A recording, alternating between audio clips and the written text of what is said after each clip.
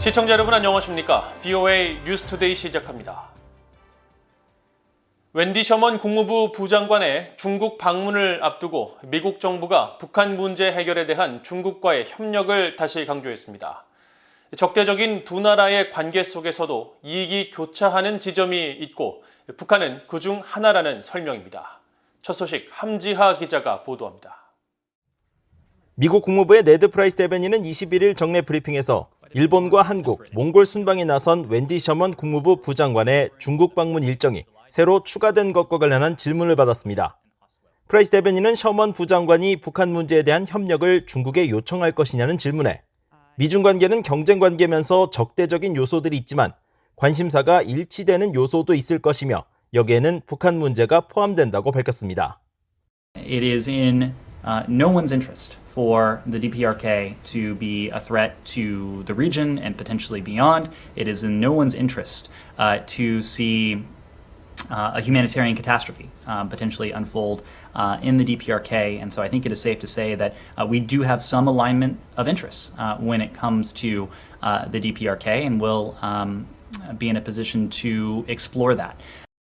프라이스 대변인은 그러면서 토니 블링컨 국무장관이 양제츠 중국 공산당 외교 담당 정치국원과 만났을 당시 북한 문제를 논의했으며 중국은 북한 정권에 영향력이 있다는 점을 다시 상기시켰습니다.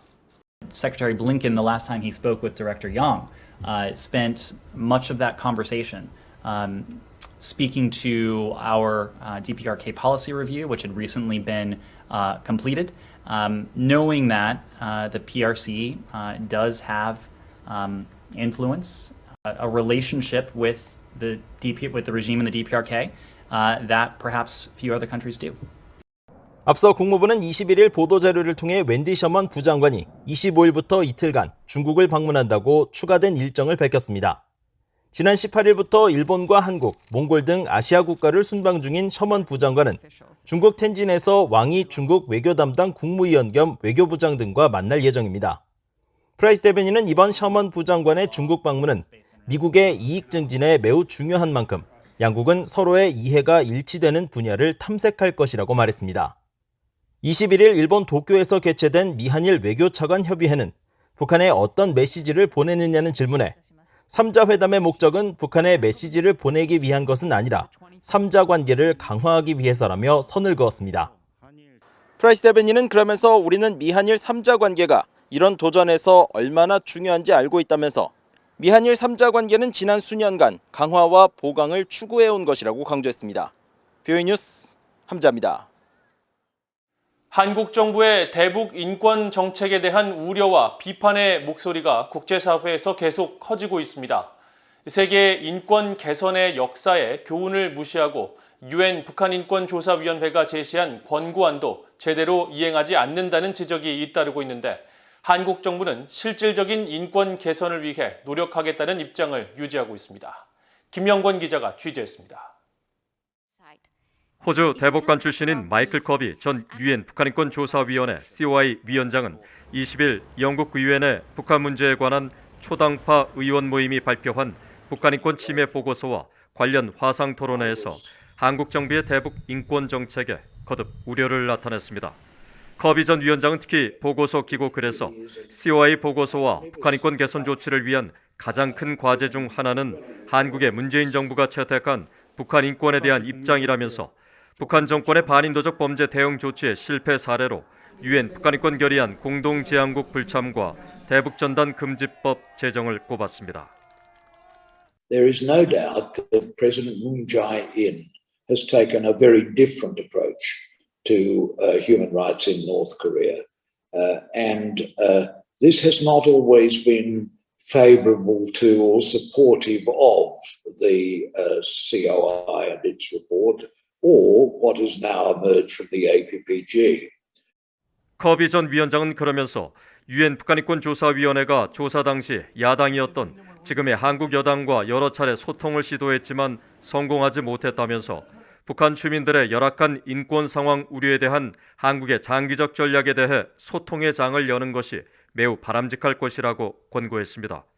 이날 행사를 주최한 영국 의회 내 북한 문제에 관한 초당파 의원 모임 공동의장인 데이비드 알톤 상원 의원은 20일 BOA에 보낸 이메일 답장에서 한국 정부와 미국의 트럼프 전 행정부가 안보 의제를 추진하다가 인권 의제를 놓쳤다면서 냉전의 교훈은 둘 다 병행해야 한다는 것이라고 강조했습니다.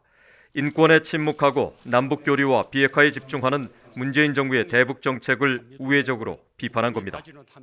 영국 주재 북한 공사 출신 태영호 한국 국회의원도 이날 화상 토론회에서 문재인 대통령이 최근 미국 타임즈 인터뷰를 통해 김정은 북한 국무위원장을 옹호하고 계속 북한 주민들의 인권 문제를 외면하면서 한국 내 인권운동가들이 어려움을 겪고 있다고 지적했습니다.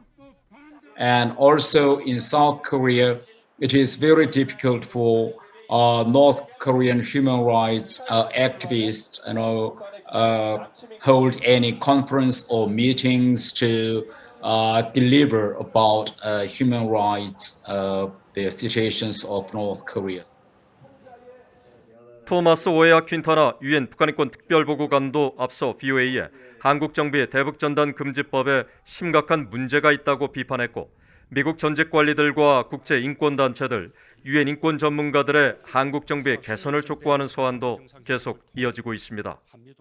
The experience of the international community is that empirically you make progress when human rights issues are included in the engagement agenda. That's the experience of the international community. So I believe that the political line, the approach of the South Korean progressives just doesn't stand up. It's just objectively incorrect. It's wrong. 문재인 정부는 그러나 한반도 평화 정착을 위한 남북 간의 교류 협력 강화가 북한 주민들의 인권을 실질적으로 개선시키는 데 긍정적 영향을 미칠 수 있다는 입장을 고수하고 있습니다. 국제인권 전문가들은 그러나 북한이 고난의 행군 이후 최악의 경제난에 직면하고 인권 상황도 더 악화된 현실을 볼 때 한국 정부의 논리는 현실과 괴리가 크다고 지적했습니다. 그러면서 한국 정부는 공석 중인 북한인권 국제협력대사를 조속히 임명하고 유엔 북한인권 결의안 공동제안국에 다시 참여하며 유엔 COI 보고서 이행에 적극 협력해야 한다고 권고했습니다. BOA 뉴스 김영권입니다. 지난 2019년 미국 정부 허가 없이 북한에서 열린 암호화폐 관련 컨퍼런스에 참석해 미국의 국제 비상경제권법과 대북제재 등을 위반한 혐의로 보석 상태에서 재판을 받고 있던 미국인 버질 그리피스 씨에 대해 재구금 결정이 내려졌습니다. 미국 뉴욕 남부 연방법원 케빈 카스텔 판사는 21일 공개된 결정문을 통해 재판 출석이 합리적으로 보장될 수 있는 조건이나 환경이 만들어지지 않았다는 증거의 우위를 확인한다면서 그리피스 씨가 재판이 열리는 동안 미국 마셜국의 구금 처분을 받게 될 것이라고 밝혔습니다.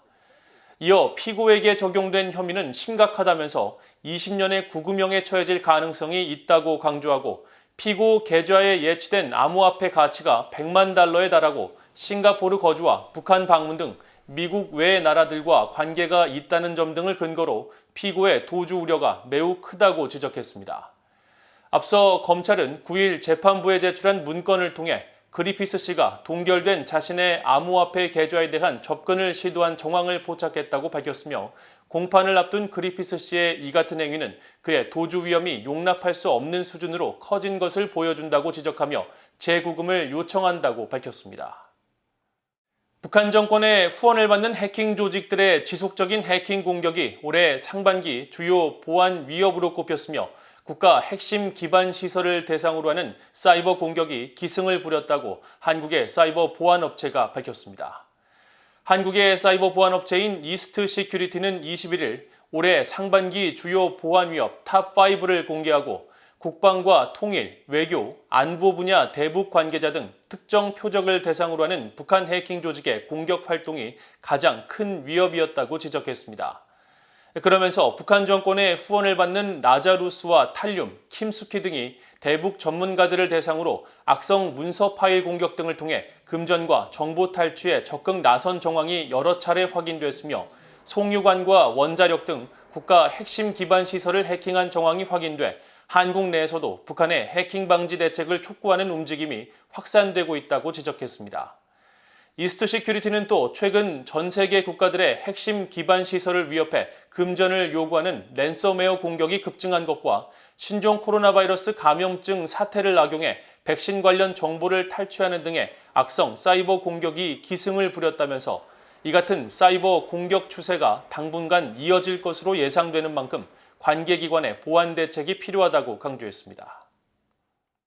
미국 내 한국전쟁 참전용사 지지활동에 적극적으로 참여했던 한국계 해나 김 씨가 미국 보건후생부 부차관보에 임명됐습니다. 미국 보건후생부는 21일 해나 김 씨가 보건서비스 분야의 공보 담당 부차관보로 임명됐으며 미국 보건의료연구소와 소비자정보보험감독센터, 보건자원서비스부 등 산하기관 공보 업무를 맡게 될 것이라고 밝혔습니다. 올해 38세인 김 부차관보는 한국 서울에서 태어나 6살 때 미국으로 이민 왔으며 2010년부터 6년 동안 한국전 참전용사이자 친한파 의원이었던 찰스 랭겔 전 의원의 보좌관을 지냈고 지난 2020년 미국 대통령 선거 당시 조 바이든 민주당 후보 캠프에서 아시아 태평양계 담당 공보국장으로 일했습니다.